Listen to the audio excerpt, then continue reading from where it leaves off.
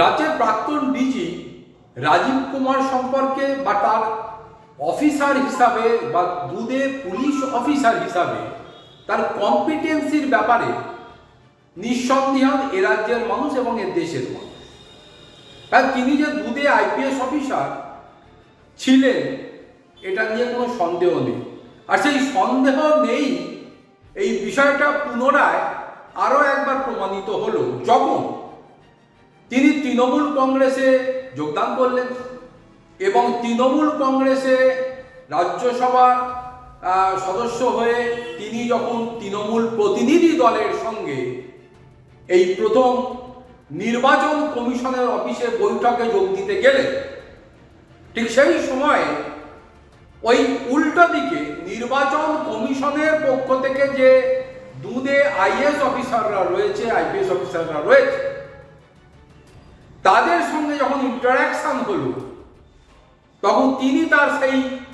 কম্পিটেন্সির বিষয়টি পুনরায় জানান দিলেন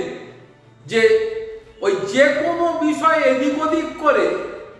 গোলমালে করে কোনো কাজ করা যাবে না, প্রতিটি কাজের পেছনে নিখুঁত যুক্তি থাকতে হবে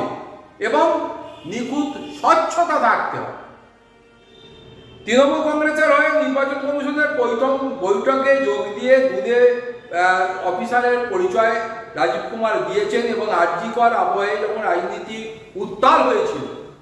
ঠিক তখন ভোটার তালিকা সংশোধন বা ওই স্পেশাল ইন্টেনসিভ রিভিশন প্রক্রিয়া নিয়ে তিনি যখন এদিন তৃণমূল কংগ্রেসের প্রতিনিধি দলের সঙ্গে এই বৈঠকে যোগ দিতে গেলেন, সেখানে গিয়ে তিনি নির্বাচন কমিশনের দুদে অফিসারদের কাছে ফর্ম 7 নিয়ে এক গুরুতর অসঙ্গতির কথা তুলে ধরলেন এবং তাও ওই আইপিএস অফিসাররা যেভাবে কোনো কেস সাজাতে গেলে তার পেছনে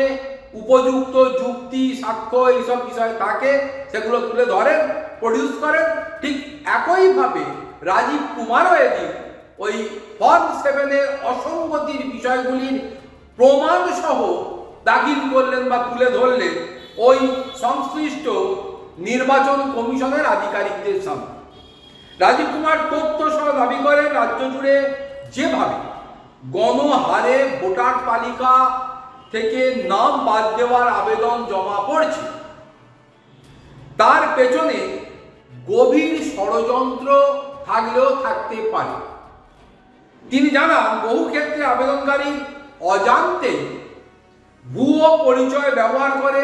ভোটার তালিকায় কোপ বসানো হচ্ছে। নির্বাচন কমিশনারের সামনে তিনি স্পষ্ট করেন তার বক্তব্যে যে ফর্ম 7 জমা পড়ার প্রক্রিয়ায় আরো স্বচ্ছতা আনার প্রয়োজন রয়েছে এবং তার আরো যুক্তি যে প্রয়োজনে যাতে কোনো প্রকৃত ভোটার তার ভোটাধিকার না হারান, কোনো অথেন্টিক ভোটার বা নাগরিক, সুনাগরিক যাতে করে কোনোভাবে এই প্রক্রিয়ার পাকচক্রে পড়ে তিনি তার ভোটাধিকার না হারান, সে বিষয়টা নিশ্চিত করতে হবে ওই নির্বাচন কমিশনের দায়িত্বে থাকা যে সমস্ত আধিকারিক রয়েছেন তাদের। তারই পেশাদারি যুক্তি এবং আইনি ব্যাখ্যার সামনে কার্যত দেখা গেল যে নির্বাচন কমিশনের আধিকারিকরা রীতিমতো চমকে গেছে। শুধু তাই নয়, রাজনৈতিক মহলের মতে এই রাজীব কুমারকে সামনে রেখেই তৃণমূল কংগ্রেস আসলে বিরোধী শিবিরের ভোটার ছাঁটাই কৌশলের মোকাবিলা করতে চাইছে। আদৌ চাইছেন কি চাইছেন না সেটা ভবিষ্যৎ বলবে, কিন্তু এতদিন ধরে তৃণমূল কংগ্রেসের যে সমস্ত নেতা নেত্রীরা বারবার এই নির্বাচন কমিশনের ডাকা বৈঠকে যোগদান করতে গেছিলেন সেখানে কথাবার্তা অনেক কিছু হয়েছে, কিন্তু উপযুক্ত প্রমাণ এবং স্পেসিফিক যে জায়গাটিতে গন্ডগোল হচ্ছে বা হতে পারে যার সম্ভাবনা রয়েছে, যার ফলে কোনো নাগরিক তার ভোটাধিকার হারাতে পারে, সেই ফর্ম 7 নিয়ে ইতিমধ্যে রাজীব কুমারের মতো কোনো দলের কোনো নেতৃবৃন্দই ঠিকঠাক করে নির্বাচন কমিশনের কাছে প্রশ্ন তুলতে পারেননি বা বোঝাতে সক্ষম হননি। তাই এক্ষেত্রে রাজীব কুমারের তৃণমূল কংগ্রেসে আসা এবং বিগত দিনে একজন দক্ষ আইপিএস হিসাবে তিনি যে অত্যন্ত একটা সচেতন পুলিশ অফিসার হিসাবে বিভিন্ন বিষয়ে নিয়ে যে প্রশ্ন তুলছেন বা তুলবেন, সেটা আরো একবার জানান দিলেন রাজীব কুমার সম্প্রতি তৃণমূল কংগ্রেসের প্রতিনিধি দলের সঙ্গে যখন তিনি এই SIR বা স্পেশাল ইন্টেনসিভ রিভিশন প্রক্রিয়া নিয়ে নির্বাচন কমিশনের তাবড় অফিসারদের সঙ্গে বৈঠক করলেন এবং তার বক্তব্য তুলে ধরলেন। ভবিষ্যৎ কি হবে, আর রাজীব কুমার কি কি বিষয় নিয়ে এই